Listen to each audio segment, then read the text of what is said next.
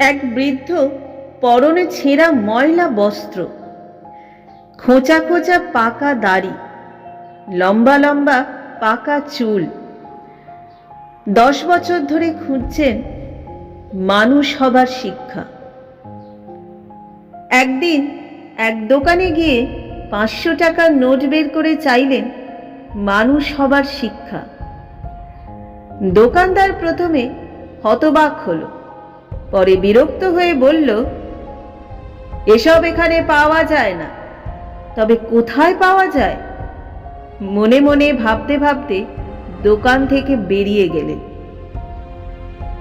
একজন এসে তাকে বলল, ওই স্কুলে যাও, ওখানে পেতে পারো।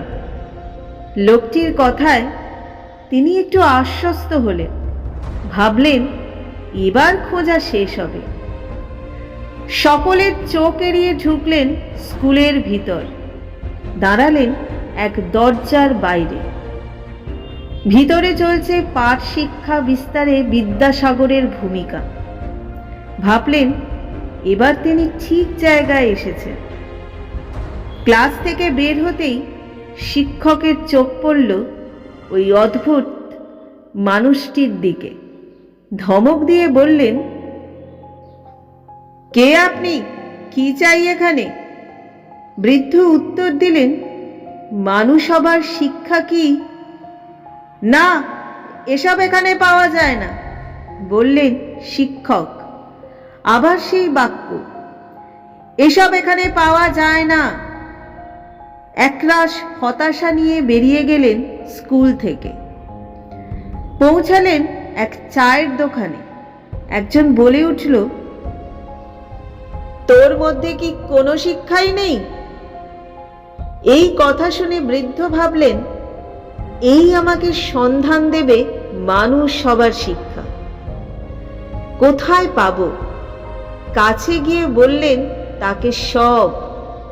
লোকটি হো করে হেসে বলল, আমরাই তো মানুষ, আবার মানুষ আবার শিক্ষা খুঁজছে, পাগল কোথাকার।